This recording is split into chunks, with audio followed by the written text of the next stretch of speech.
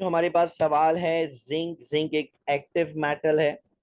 Active metal बच्चों acid से अगर रिएक्ट करें तो इसके नतीजे में हमारे पास हाइड्रोजन गैस बनती है। एक्टिव मेटल जब एसिड से मिलते हैं तो हमें हाइड्रोजन गैस मिलती है। लेकिन एक बड़ा अनयूजुअल फिनोमिना होता है कि जब हम जिंक जैसे एक्टिव मेटल को नाइट्रिक एसिड से रिएक्ट करवाते हैं तो यहाँ पे हमारे पास हाइड्रोजन गैस नहीं मिलती है।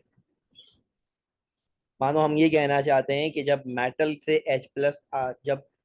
एसिड से H प्लस आता है तो मेटल का इलेक्ट्रॉन लेता है और वो H2 में कन्वर्ट हो जाता है। H प्लस जो एसिड से आ रहा है वो मेटल से आने वाले इलेक्ट्रॉन से को लेता है और हाइड्रोजन गैस बनाता है। हमारे पास यही फिनोमिना होता है मोस्ट ऑफ द केसेस के अंदर। H2SO4 ले लें, HCl ले लें।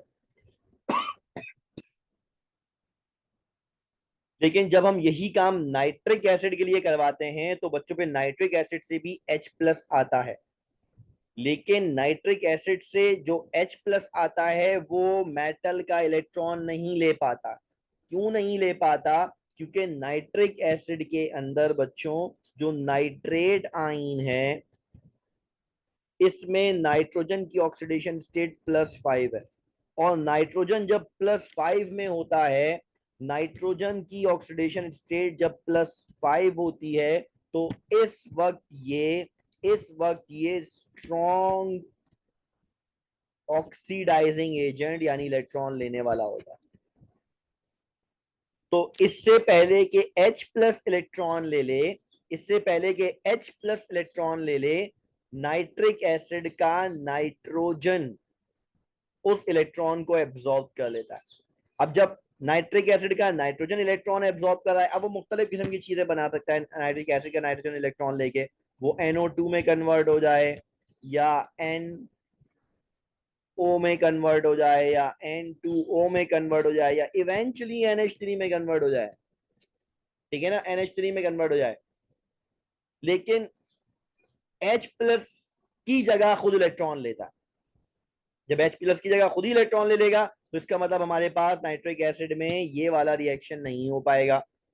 और उसकी वजह क्या है? क्योंकि नाइट्रिक एसिड का नाइट्रेट आयन दरअसल क्या करता है, हाइड्रोजन की जगह इलेक्ट्रॉन लेना शुरू कर देता है। और वजह क्या है? क्योंकि nitric acid fourth most electronegative element है। +5 में जाने के बाद जब किसी भी एलिमेंट की ऑक्सीडेशन स्टेट में इजाफा हो जाता है तो उसकी इलेक्ट्रोनेगेटिविटी, उसकी इलेक्ट्रॉन गेनिंग टेंडेंसी मजीद बढ़ जाती है। ठीक है, नाइट्रिक एसिड अगर मैं सिर्फ नाइट्रोजन की बात करूं तो वो हमारे पास 3.0 इलेक्ट्रोनेगेटिविटी रखता है। लेकिन अगर मैं नाइट्रोजन +5 वाले की बात करूं तो अब उसकी इलेक्ट्रोनेगेटिविटी 3.0 से कई गुना ज्यादा हो चुकी होगी। ठीक है, उसकी इलेक्ट्रोनेगेटिविटी अगर ज्यादा हो चुकी है तो इसका मतलब उसकी इलेक्ट्रॉन गेनिंग टेंडेंसी बहुत बढ़ चुकी है। अब H प्लस नहीं ले पाएगा इलेक्ट्रॉन, बल्कि कौन लेगा? Nitrogen of the nitric acid या नाइट्रेट आयन। ठीक है बच्चों।